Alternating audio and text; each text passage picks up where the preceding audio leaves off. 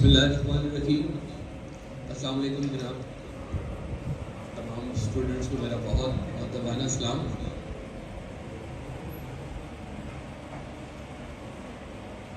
کرم کی ایک نظر ہو جان عالم یا رسول اللہ، کرم کی ایک نظر ہو جان عالم یا رسول اللہ، سلامی دے رہا ہے سبز پرچم یا رسول اللہ۔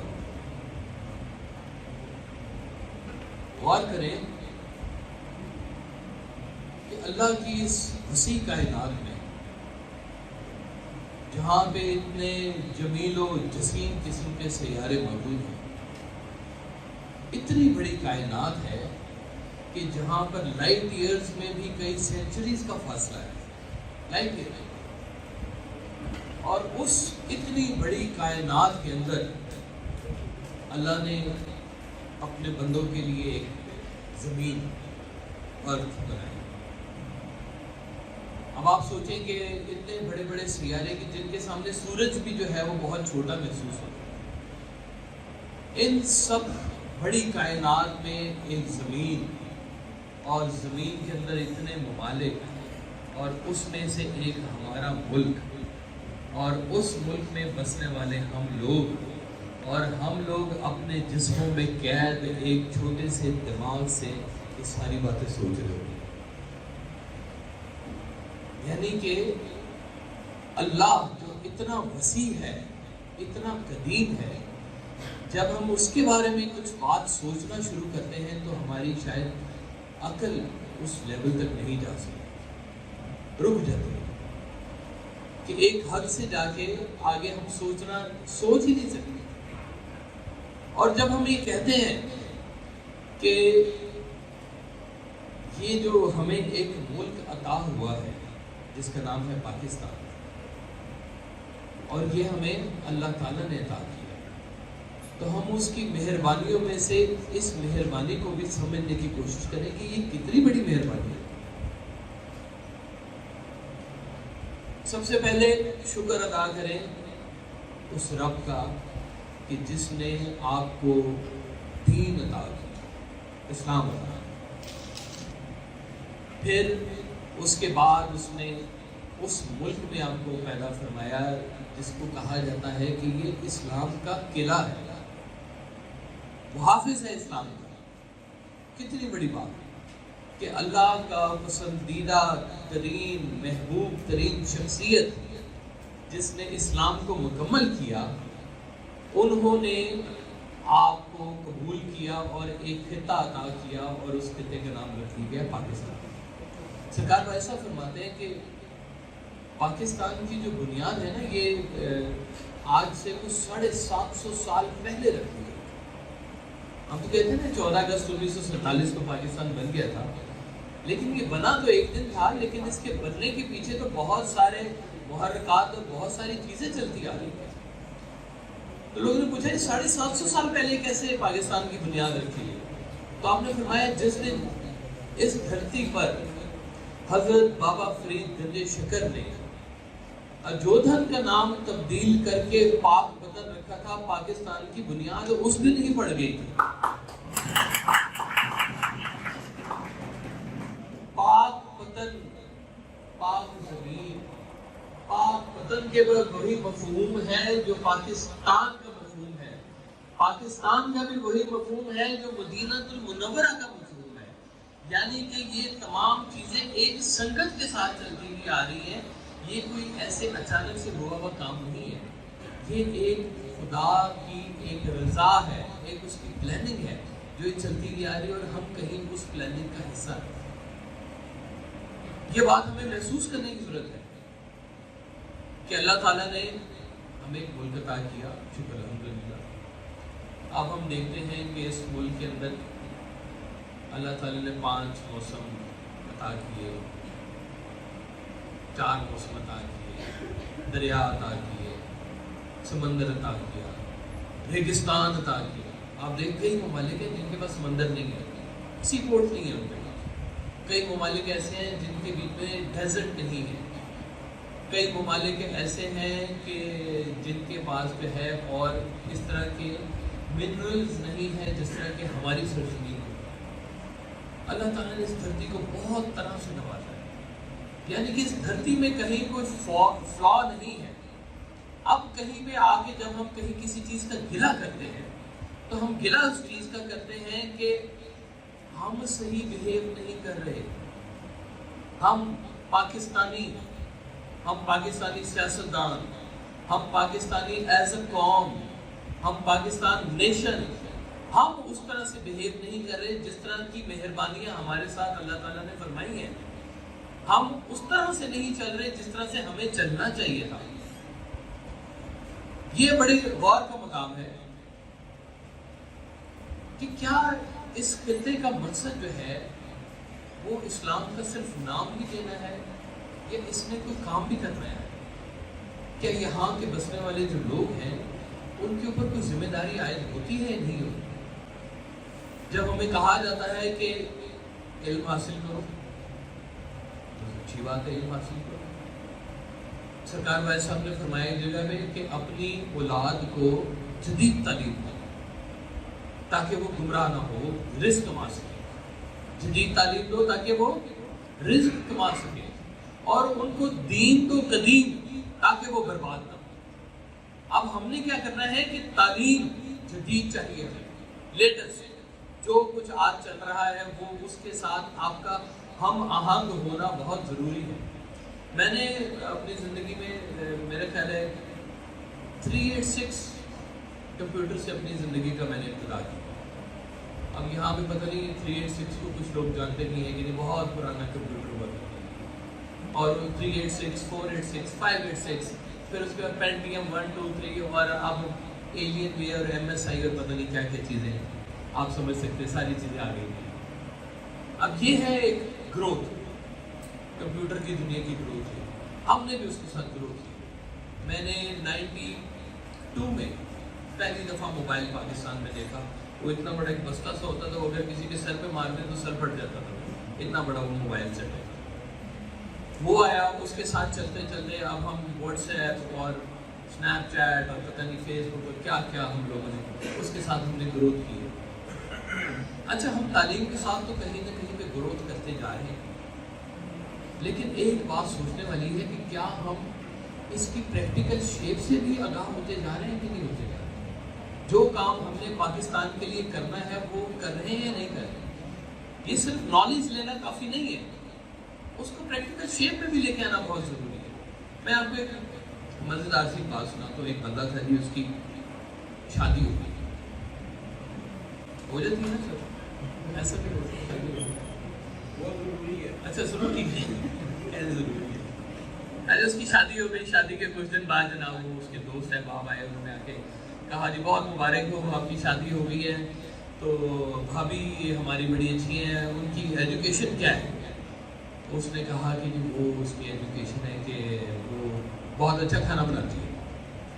تو انہوں نے کہا بھائی تعلیم پوچھ رہے ہیں آپ سے کہ بھابھی کی تعلیم، اگر زندگی میں سے جھوٹ نہیں نکلنا تو پھر ایجوکیشن کس کام کے لیے؟ دیکھیں، ایک اچھا انسان، ایک اچھا دل ہی ایک اچھا پاکستانی ہو سکتا ہے. ایک اچھا دل کیا ہوتا ہے؟ دل تو سب کا دل ہی ہوتا ہے، پمپنگ مشین ہے یہ. لیکن دل اچھا ہونے کا مطلب یہ ہوتا ہے کہ وہ احساس رکھتا ہے، وہ اپنے ارد گرد کے ماحول کے سے وہ چیزیں ایکسٹریکٹ کر رہا ہوتا ہے، وہ اپنے ارد گرد کے ماحول کو جانچ رہا ہوتا ہے. یہ ہمارے کان جو ہیں یہ سنتے ہیں اور ہمارے ذہن کے اوپر اس کا ایک امیج ڈالتے ہیں. ہم کیا سن رہے ہیں یہ بات بہت ضروری ہے. اگر ہم گناہ سن رہے ہیں تو کل کو ہمارے کہیں نہ کہیں پہ لاشعور میں وہ باتیں کان سے ہمارے ذہن کے اندر داخل ہوتی جا رہی ہیں، اور لا محالہ کل کو ہم اس کا حصہ بن جائیں گے. یہی کچھ سن رہے ہیں، یہی کچھ بول رہے ہیں. ہماری زبان جو ہے وہ وہی کچھ بولنا شروع کر دے گی جو ہمارے تحت شعور میں چل رہا ہوتا ہے، یہ دماغ میں جو کچھ چل رہا ہوتا ہے، جو کچھ ہم اس معاشرے سے ایکسٹریکٹ کر رہے ہیں، جو کچھ حاصل کر رہے ہیں، ہم اسی کو اثاثہ سمجھتے ہیں، اسی کو قیمت سمجھتے ہیں اور وہی چیزیں بولنا شروع کرتے ہیں. روزی کمائیں. ایک بندہ اگر روزی کمائے بہت اچھی سی اور پتہ چلے کہ اس کے پیسے کے اندر کہیں تھوڑی سی ملاوٹ آ گئی، رشوت کی ملاوٹ، حرام کی ملاوٹ ڈال دی، اور گھر کے باہر چاہے وہ حاضر من فضل ربی بھی لکھ لے تب بھی جو ہے وہ بات تو نہیں ہوتی، دل کا سکون نہیں ملے گا۔ ایسے بندے جو کامیابی کے ایک تصور کو لے کے چل رہے ہیں نا، یہ جو بزرگوں نے ہمارے پاکستان جو بنایا بڑی قربانیاں دی ہیں، اور جس دن پاکستان بنا انہوں نے کہا اب ہم کامیاب ہو گئے، ہمارے پاس اپنا ملک آ گیا، ہم لوگ جو ہے اس کے ساتھ ہم اس کے اندر وہ کر سکتے ہیں جو ہمارا دل کرتا ہے۔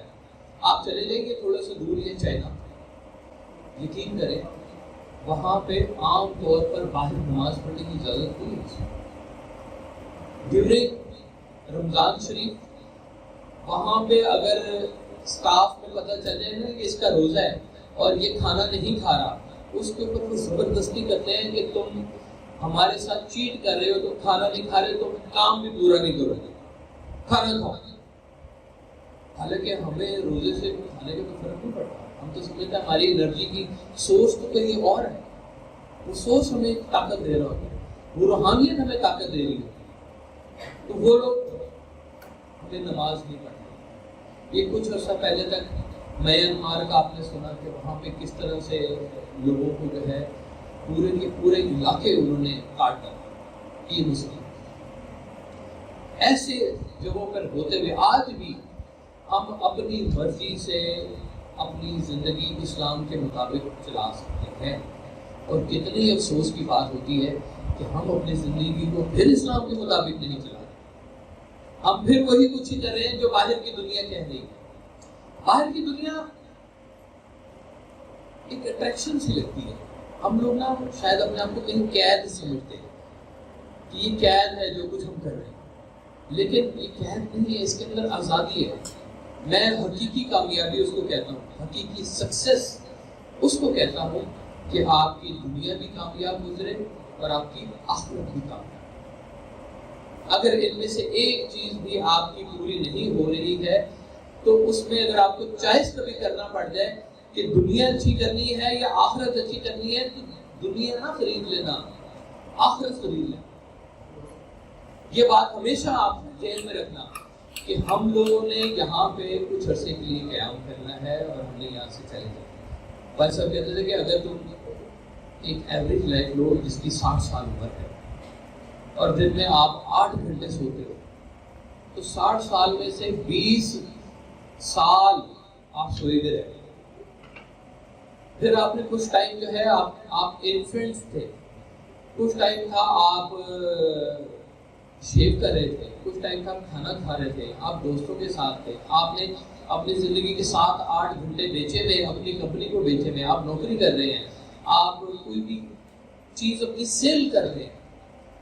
جب آپ کر رہے ہیں تو پھر اس کا مطلب ہے کہ وہ ٹائم بھی آپ کا گزر چکا ہے، اور الٹیمیٹلی پتہ چلتا ہے کہ آپ کے اپنے غور کرنے کے لیے، اپنی روح کے ساتھ تعلق بنانے کے لیے 1-2 سال ہے جو آپ نے غور کرنا ہے، ورنہ ٹائم تو سارا بہت تیزی سے گزرتا جا رہا ہے۔ روٹی ضروری، بہت ضروری، اچھی بات، روٹی ہونی چاہیے، روٹی کے اوپر کام کرنا چاہیے، محنت کرنی چاہیے، ان طریقوں میں کام کرنا چاہیے دنیا جس میں چل رہی ہے، اور ہمیں بھی فارمیٹس دیے گئے ہیں اسلام کی طرف سے کہ بھائی ایسے ایسے ایسے کھانا کھاؤ گے تو یہ روح جو ہے آپ کی نور بن جائے گی، اگر اس کے بیچ میں تم یہ شامل کرو گے تو یہی روح جو ہے تمہاری وہ نور سے نکل جائے گی باہر، زندہ تم رہو گے۔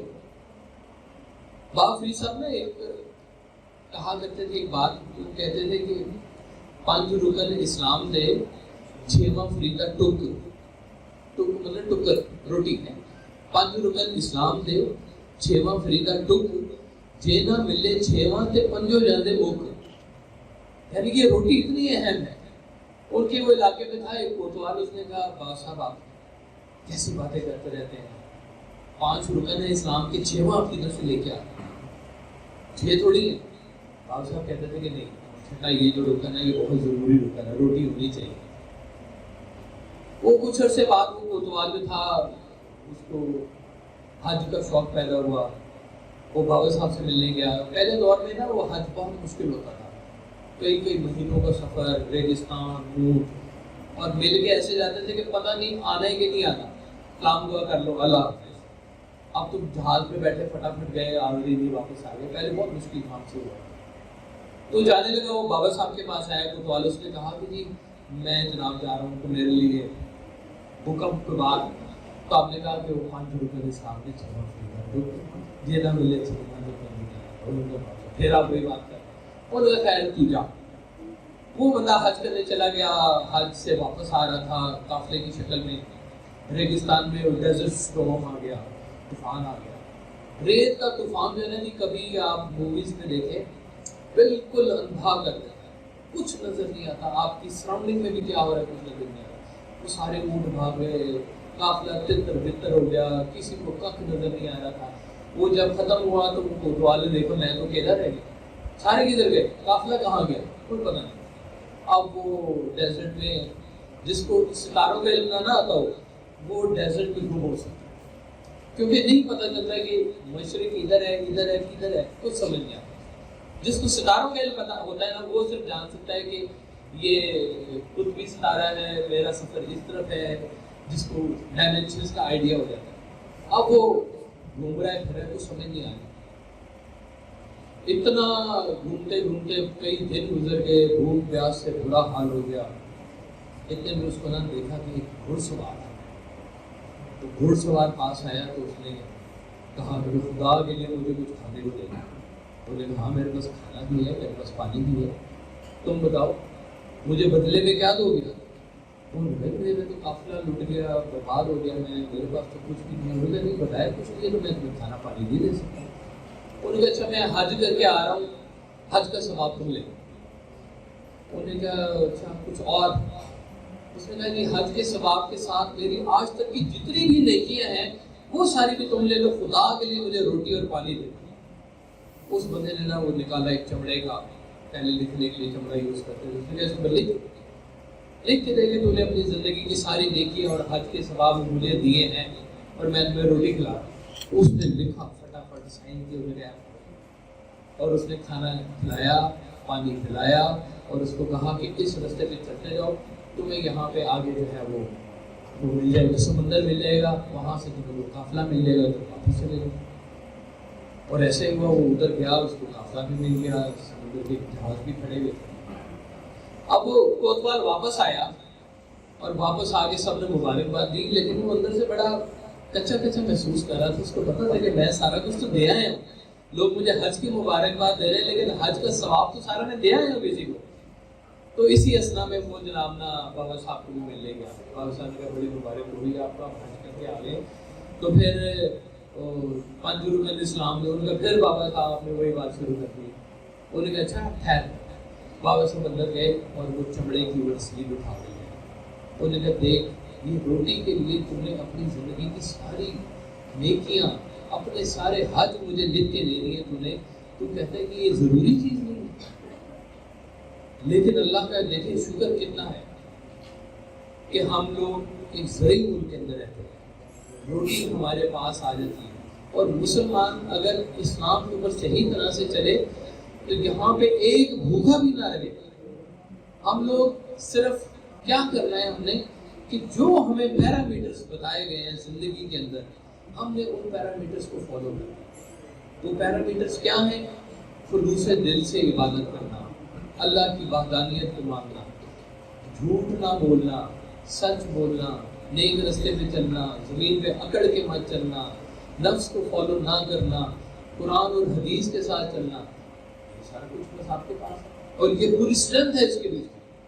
ہم لوگوں کی طاقت یہ نہیں ہے کہ ہم لوگ سپر پاور ہیں، ہم لوگوں کی طاقت یہ بھی نہیں ہے کہ ہمارے پاس بہت جدید کوئی ٹینک ہے، بہت جدید ہمارے پاس جو ہے طیارے ہیں، ٹیکنالوجی شاید آج بھی باہر ہے، آج بھی باہر کی بنی ہوئی گاڑیاں یہاں پہ چلائی جاتی ہیں، آج بھی باہر کی بنی ہوئی چیزیں، باہر کے بنے ہوئے گولے ہم لوگ یہاں پہ منگوا کے اس کو استعمال کرتے ہیں، لیکن ہماری اسٹرینتھ ہے کیا؟ پھر غور کریں اس چیز۔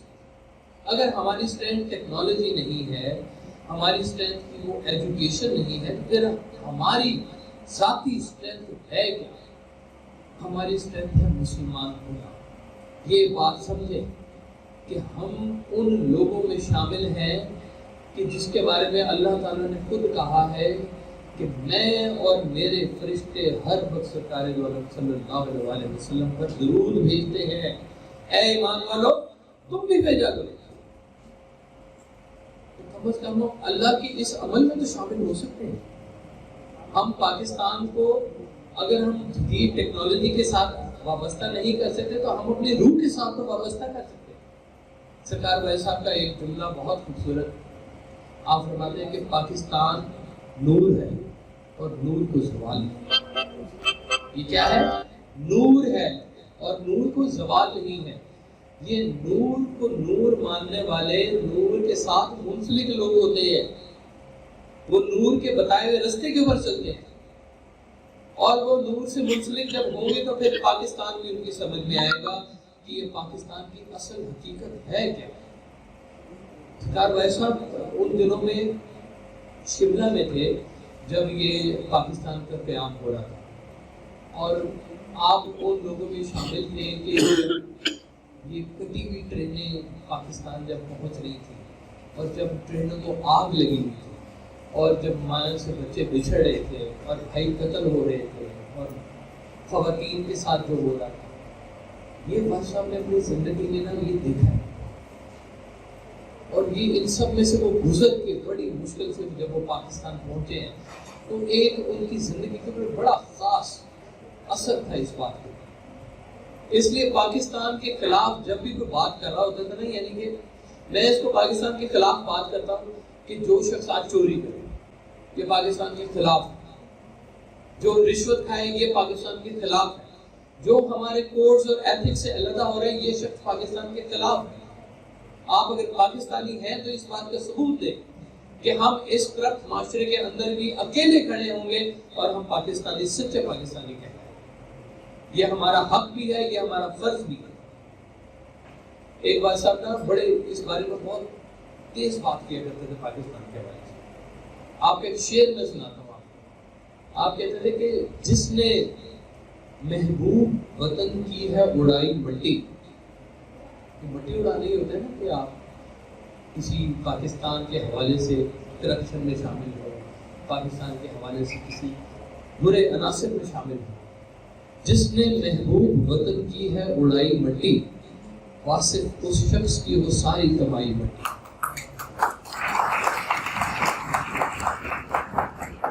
یعنی کہ بزرگوں نے اتنی سخت بات کی ہوئی ہے. آپ نے فرمایا کہ پاکستان کو کبھی برا مت کہنا، پاکستان کے خلاف مت کبھی بولنا. جو شخص پاکستان سے ٹکرائے گا وہ پاش پاش ہو جائے گا. ہم لوگ ہیں نکارا نکمے سے لوگ، ہم لوگ اس تربیت کے ابھی طرف چل رہے ہیں جو تربیت کا ہمیں کہا گیا ہے. ہم پاکستانی ایک دوسرے کو درست کر سکتے ہیں. اس خطے کو اگر کسی نے کچھ کہا تو یہ بات وہ جان لے کہ یہ سرکار دو عالم صلی اللہ علیہ وآلہ وسلم کی خاص مہربانی اور عنایت سے یہ ملک جو ہے وہ مارز وجود میں آیا ہے. اس ملک کو برا برا کہنے والے کا وجود نہیں رہے گا، یہ ضرور ہے. اللہ آپ سب کو آمین حاصل ہو، اور ایک سچے پاکستانی کی طرح اپنے قول اور فعل کے اندر سے تضاد نکالیں. جو سچ ہے وہ بولیں اور سچ کے ساتھ کھڑے ہوں اور زندگی میں سچ کا ساتھ دیں. اللہ آپ سب کو سلام.